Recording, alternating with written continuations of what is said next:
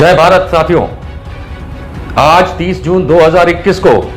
एक बहुत ही महत्वपूर्ण आदेश माननीय सुप्रीम कोर्ट ने भारत सरकार को दिया। इस कोरोना काल में जो लगभग 1.25 साल से चल रहा है,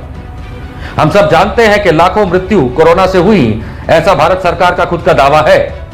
भारत की स्वास्थ्य मंत्रालय की वेबसाइट पर अगर आप जाके देखेंगे, सारे आंकड़े आपके नजर के सामने हैं। आज माननीय सुप्रीम कोर्ट ने एक आदेश पारित किया जिसके तहत एनडीएमए एक्ट यानी कि जो राष्ट्रीय आपदा प्रबंधन का कानून है 2005 का, उसके सेक्शन 12 के तहत हर आपदा के तहत होने वाली मृत्यु के परिवारजनों को मुआवजा मिलना चाहिए। हम जानते हैं कि इससे पहले भारत सरकार आनाकानी करती रही, मोदी सरकार भागती रही। उसका यही मन था कि किसी को कुछ देना ना पड़े और किस तरह से वो पैसा बचा ले। आप लोगों को जो परिजन मृत्यु पाए कोरोना की वजह से, उससे भारत सरकार भागती रही। लेकिन आज जस्टिस एम आर शाह की खंडपीठ ने, माननीय सुप्रीम कोर्ट ने एनडीएमए के चेयरमैन यानी कि नरेंद्र मोदी और भारत सरकार को आदेश दिया है कि आने वाले 6 हफ्तों के तहत एक ड्राफ्ट बनाया जाए कि कोरोना से होने वाली मृत्यु में परिजनों को कितना आप देंगे, क्योंकि देना जरूरी है, आपके मन की बात नहीं है। It is not discretionary, it is mandatory. अब यह देखने वाली बात है कि जैसे उत्तराखंड में फ्लड्स आए थे, बाढ़ आई थी, तो यही भारत सरकार ने उस आपदा के तहत हर मृत्यु पाने वाले को 4 लाख रुपए तक मुआवजा उनके परिवारजनों को दिया था। इसी तरीके से 2017 में जब गुजरात में आपदा आई थी, तो मोदी जी ने 2 लाख रुपए 2017 में हर परिजन को दिए थे। ऐसा कई बार हुआ है कि आपदा के चलते होने वाली मृत्यु के चलते उनके परिजनों को लाखों रुपए का मुआवजा, सहायता, धनराशि और अन्य तरीकों से मदद दी गई है। इस बार 2020 और 2021 में जिस तरीके से कोरोना काल रहा, पूरे देश, पूरी दुनिया में हाहाकार रहा, काम धंधे बिजनेस सब बंद, कमाई के कोई स्रोत नहीं और लाखों लोगों की जानें गई, ऐसा भारत सरकार ने खुद ने दावा किया। वो बात और है कि हम और आप ये मानते हैं कि मृत्यु कहीं ज्यादा हुई है और भारत सरकार कम दिखा रही है। लेकिन अगर भारत सरकार के आंकड़ों पे भी चला जाए तो जो मांग की गई है 4 लाख हर मृत्यु पे परिजन को मुआवजा दिया जाए, ये कोई ज्यादा नहीं है। हो सकता है कि भारत सरकार जो वैसे ही कंगाल हो चुकी है, वो शायद ये ना दे पाए जिसकी वो बात पहले भी रख चुकी है। लेकिन इसका भी आसान तरीका है, सेंट्रल विस्टा नाम की नौटंकी बंद की जाए। ये मोदी के किनारे, इसके आजू बाजू जितनी सिक्योरिटी है, जो रोज के करोड़ों रुपए जाते हैं, बंद किया जाए। इसको 2 कमरे के घर में शिफ्ट किया जाए। राष्ट्रपति भवन बहुत इज्जत की जगह है, उसको साल 2 साल के लिए बंद किया जाए। हर साल 60 करोड़ रुपया उस पर खर्च होता है। मेरे ख्याल से माननीय राष्ट्रपति महामहिम भी जानते हैं कि भारत के हर जीवन, व्यक्ति के जीवन की कीमत शोषेबाजी से ज्यादा है। हो सकता है कि हमारे जितने भी सांसद और एमएलए हैं जो लाखों लाखों रुपया महीना तनख्वाह लेते हैं, वो आने वाले 2 साल तक तनख्वाह लेना बंद कर दे, तो हर भारतीय जिसकी मृत्यु कोरोना से हुई है, उसके परिजनों को यह नामामूली 4-5 लाख रुपए की सहायता दी जा सकती है, जो उनके लिए बहुत महत्वपूर्ण हो सकती है। लेकिन इस पे सारा का सारा दारोमदार भारतीय राजनीतिज्ञों पे आ जाता है, सरकार पे आ जाता है। कितना खाओगे, लाशों पे भी राजनीति करने वालों, और कितना खाओगे? और जरा सी भी शर्म हो, आने वाले 2 साल तक अपनी तनख्वाहें मत लेना, जितने भी सांसद हो, जितने भी एमएलए हो। और यह धनराशि उन परेशान लोगों को दी जाए जिनके परिजन इस कोरोना काल में मृत्यु पाए। कमाने के स्रोत ना होने की वजह से, गरीबी इतनी बढ़ चुकी होने की वजह से,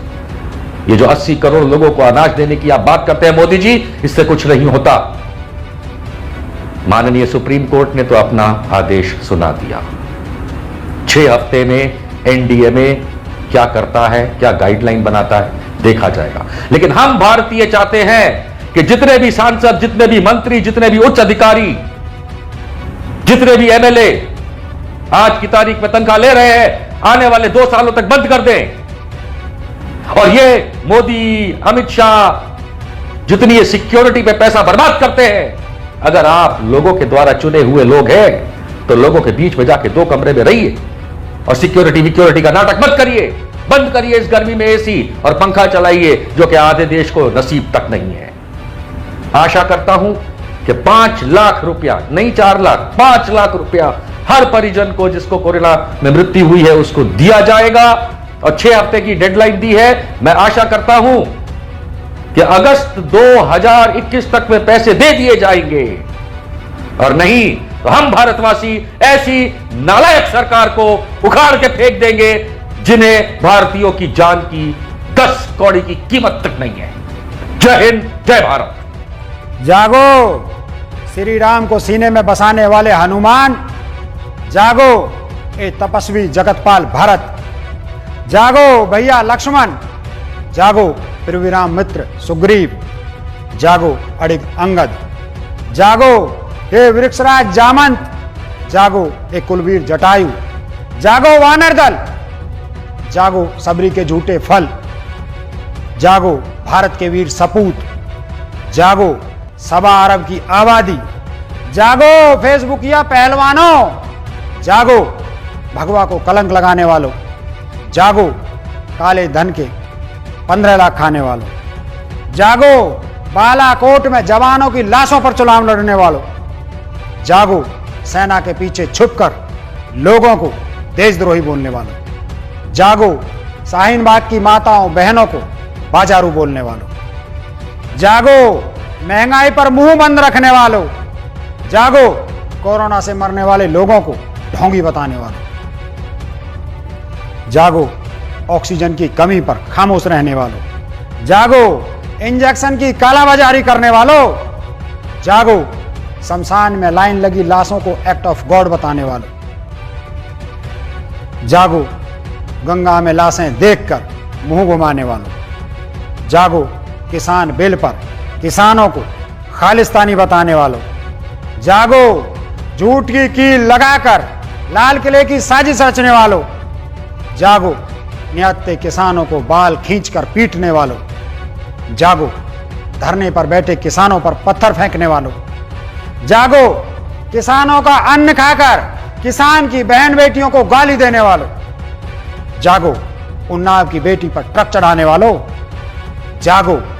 हाथरस में जली काली रात में चिता पर हाथ सेकने वालों, जागो प्राइवेट में महंगी वैक्सीन लगाकर फ्री वैक्सीन का नाटक करने वालों, जागो डीजल पेट्रोल को 100 के पार पहुंचाने वालों, जागो खाने के तेल को 200 रुपए में बेचने वालों, जागो 90% कहलाने वाले हिंदुओं, जागो